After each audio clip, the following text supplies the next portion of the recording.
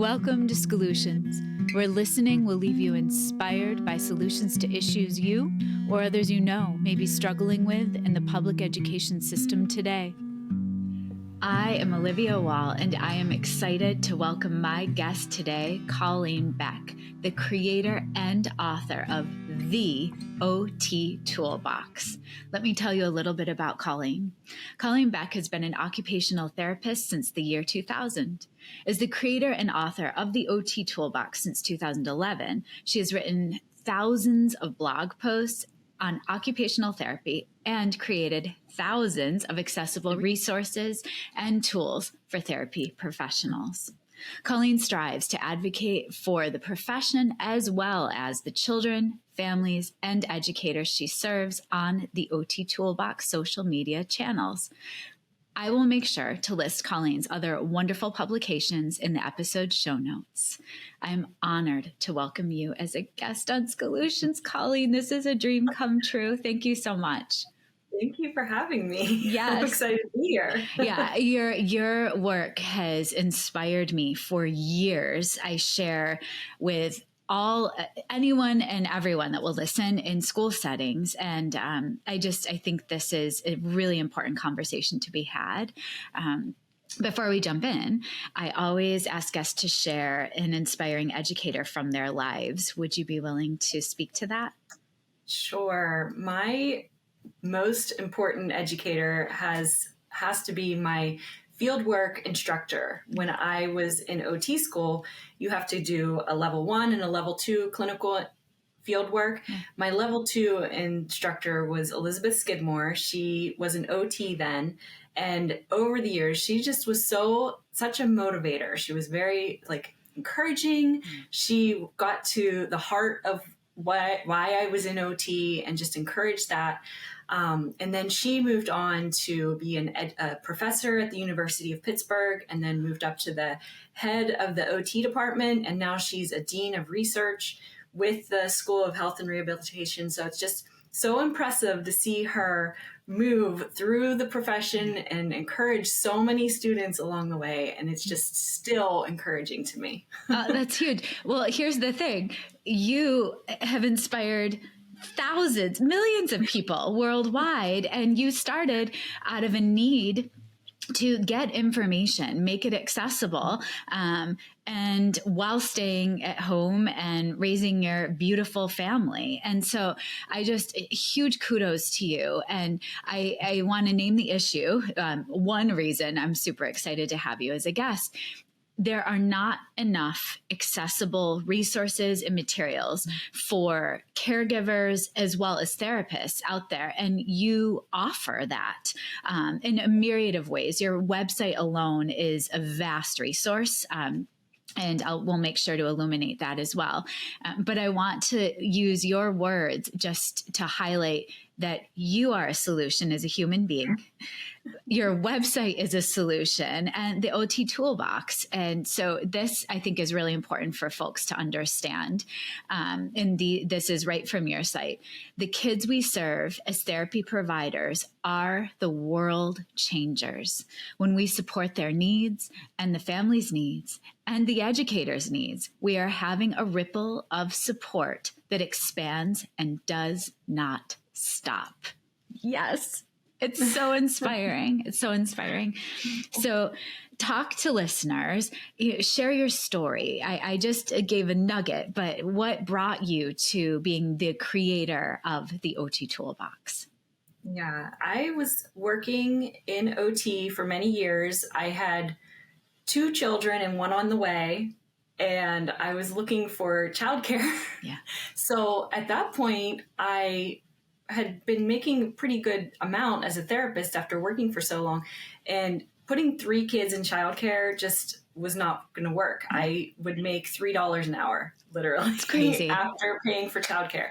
So I had to step back and raise my kids for a little bit. And that was the plan. Yeah.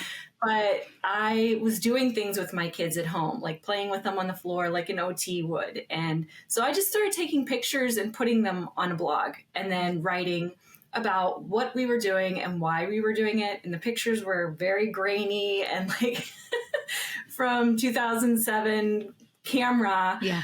And just explaining what we were doing and why we're doing these things and how it was supporting and how other people, parents, could do the same things with things they have in their home. And so it really that was the beginning.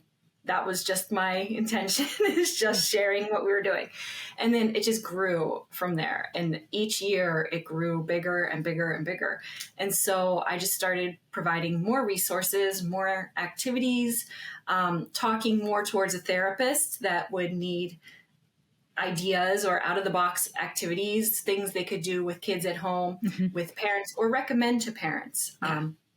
And then I started pulling in my experience as a school-based OT to talk to the teachers that are working with kids as they grow. And as my kids grew, I could work on more things. I could work on cursive handwriting as they got to that age. Yes. And then, teenage stuff. So it just kind of grew with my life, really, with my kids' growth.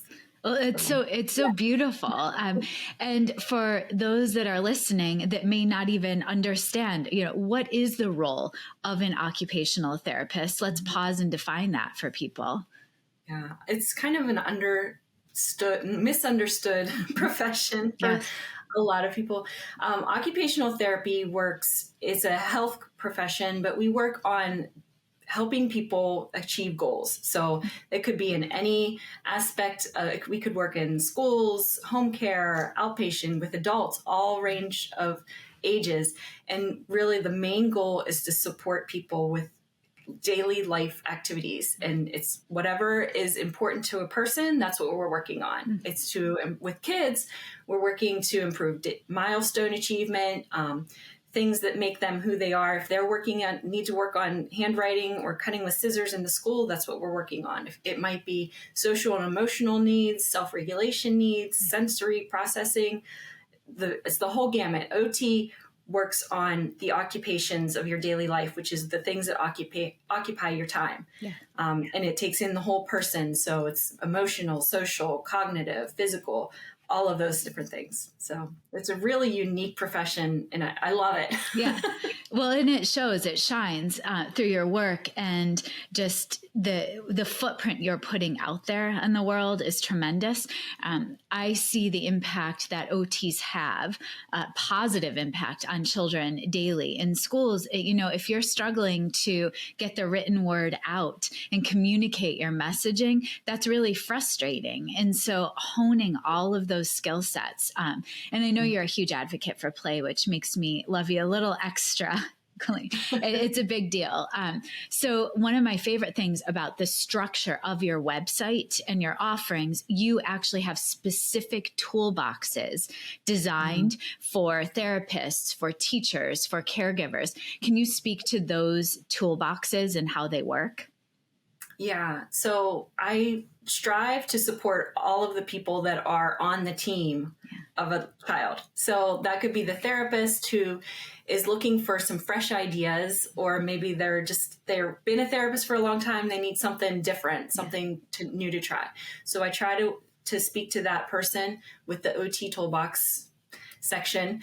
And then the parents, they might be working with a parent that doesn't understand a specific diagnosis or a specific delay or what they're trying to work on with their child. So maybe they want to refer parents to these blog posts that are talking about those topics. So there's blog posts that can meet all of these different audiences. I speak in layman's terms in most cases so that things are understood. And there's just so many resources for supporting the parents with milestone checklists and activities they can do at home. And then the educators section is things that they'll see in the classroom and things that are impairing learning. And activities they're doing in the school setting, whether it's reading or organizing their backpack or their locker. It's just all of those different things. And what's happening? Why is that situation or behavior happening? And what can you help them with by targeting the underlying areas? Yeah. So there's so many handouts, printables that are just explain things, just blog posts. So we try to cover all of those things, but the end goal is the child. Yes. Yes. Yeah. And I love it, like something you just said really, it struck me as as I've been navigating the different toolboxes resource wise. You explain the why and getting to that underlying cause. And I think raising children it's not for the faint of heart. It's an amazing experience, but it's also, it's daunting when something's going on and you don't have an answer. And I appreciate the perspective that you offer for a therapist on the ground to be able to explain to families and caregivers in a way that is accessible. It's all about access and service of the child. And I appreciate that about you so much. What new interventions or newer interventions should we be on the lookout for when it comes to OT? Well, I don't know if it's newer, but it's more aware. Like there's more awareness now, which is self-regulation. That is huge, huge. And it impacts like well-being and mental health, participating in daily activities, just being able to identify your emotions and your inner what's happening and identify that, and then like regulate it, basically like find the tools that you need to function and complete daily activities. And there's just so much more information out there now about this, where 10 years ago, 5 years ago, it wasn't like people weren't so aware of it. And I love to see that. And I love to see those blog posts about self-regulation gain traction, and the tools that we have, the deep breathing exercises, those are being accessed by mental health therapists, guidance counselors. I'm getting emails from administrators that they're using these tools. And I love that because it's just reaching more needs, and it's so important. And that's how we function really, is dealing with things. But how do you deal with them if you don't know how to do that? It's so true. Emotions are a huge thing. Yeah, they are, and right now I have a son that's a junior in high school and a son that is a sixth grader. And something I have observed, especially since I would say COVID, if we can put it out there, but since, families were all together, some doubled up in household, I think we became much more aware of each other and space and regulation when we really couldn't have that break. And so I think something beautiful that has come out of it is there's much of more of an awareness with children, of having grace and patience for other children now back in the school setting. And I think that that's attributed to folks like you that are putting resources out there. I think it's attributed to grownups and how they model regulation for children, and also acceptance. It's okay if a child needs to get up and move or be positioned in a way so they're able to regulate their body, because it makes learning better for everyone else in the community when we can all participate. So I agree, self-regulation is tremendous. And I'm grateful that the world is becoming more aware of it. I have followed your blogs for a very long time, and you've really worked hard to nurture a team of writers. You wouldn't sleep if you were doing this all by yourself, right? No. So what are some of the blog posts that you would say, like, this got lots of a beautiful response, and we should take a peek at them? The one that I love is it got a lot of response because it's kind of like a hot topic, which is weighted blankets and weighted vests and compression garments. There's not a lot of research out there. So I actually had one writer who was a new grad, really aware of the research and, just got out of school and was used to researching things. She did a research review. Well, there's not a lot out there. So she did her write-up based on that information. But then I have another writer who was doing some editing work and formatting work and was fixing up the blog post to fix some things, just formatting. And she's like, this is not how it actually is as a clinical therapist who's had years and years, like 20 years of clinical experience. And she was like, I have some things to add to this blog post. So she went in and I was like, go ahead, go put in what you know, what you've seen as the clinical experience. That skilled knowledge is so important. So she went in, and the blog post is kind of like a dual information. It has the research part, and it has the clinical experience of what you've actually seen with weighted blankets and how they have impacted. Now, it's not going to be appropriate for every single individual, which I tried to make my blog post and information. You can make it work for the individual because it's not going to work. It's not written for one person. Right. So a weighted blanket may not work for one person, but with her clinical experience, she could detail some of the ways that it can be a support system. That's amazing. So I just love that one. And I love how it's two different perspectives. Yeah. And you can get like, kind of if you're talking to a room full of therapists and you're like, what do you guys think? You know, it's really cool in that way.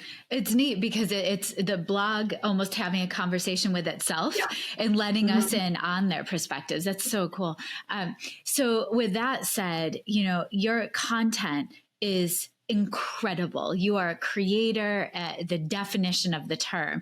Where do you draw from to create the content? Are there research resources you can steer us towards? Just having kids, seeing the things they're going through, troubles, you know, struggles, those are sources for information. Social media is really a cool place because you can see, I'm having a problem with this. How do you help with this? And then I can come up with ideas to support them as a therapist using my therapy hat. I really draw a lot from the American OT Association, their research that's come out, and just like, oh, this is neat. This is really cool. And I love learning. And then using that research to like, okay, that goes with an activity to support this, you know, so kind of those areas. Yeah. It's amazing. I'm fascinated because the OT Toolbox has become almost, it's just this power engine.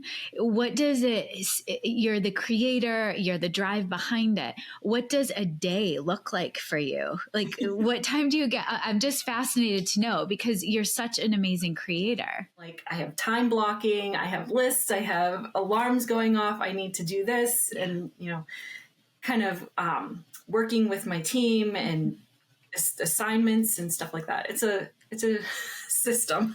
I'm sure it is. And is your team all located close to you or are they all over the world? All over the world, all over the country, all over the US. So I really love that I hire people that are either working with as parents or they want to have a couple extra hours of income on top of their salary they're making as an OT. I hire OTs, parents that are like in this place that I was when I was just coming home. I'd like needed something to do, some money, and I'm trying to serve them in that way, you know, as new parents. Well, it's beautiful. And I think we need to lift each other up and support each other in this world of raising children. And then as well as teachers and educators, I know time is so short. And so again, you offer countless resources and different memberships for people to get access and support to you and your team. It's wonderful. So, you know, what would you say our call to action is to make sure that OTs are supported in the way that they need to be? Well, as an OT, there's so much you can draw from your own personal like perspectives and your interests, and that can guide the clients that you're working with so much. Yes. You know, you could, if you're a parent, you know that the parents of the children that you're working with, they're struggling too. And it's all part of like the family unit, and it all impacts how that child is functioning. So just really like drawing in from your personal motivators and what drives you is going to help to drive someone else. So if I am a caregiver and I'm noticing that my child needs support or help, whom should I reach out to in the school system? What's that step-by-step process? Yeah, so schools are a different category than outpatient. So if they're in the schools, they would start with going to administration or their teacher even and saying, I need to start this process. And there would be testing, they would have to do an IEP or some other a 504 plan and just get things rolling in that way. So it would really be asking for help at the next level up, which would be the teacher. And then you can go to the administrator. And then from there, therapy comes in as a related support. But Yeah. yeah. Would you recommend that families or caregivers go to the school to start before they reach out to outpatient services? When does outpatient typically come into play? It's a different, like I said, it's a different umbrella. So in the schools, OT is working on supporting the education. So if the student needs supports to read, to cut, to organize their things in their backpacks, it would be the therapist working on those things. Whereas in outpatient, you can work on things that are a little bit, the outpatient, the home environment, sleep, picky eating, stuff like that. Yeah. So it's more of the medical model as opposed to the educational model. It's beautiful. Colleen, I can't thank you enough for being a guest, and I am so excited. I think most people around the world know about the OT Toolbox, and I wanted to shine a light on the power of your work and the site that you've crafted to be such an incredible resource. So thank you so much. Thank you so much for having me. Absolutely. It's been a pleasure. Absolutely. Scholutions is a podcast created, produced, and edited by me, Olivia Wall. Special thanks to my guest, Colleen Beck. Also, a big thank you to my older son, Benjamin, who created the music that's playing in the background.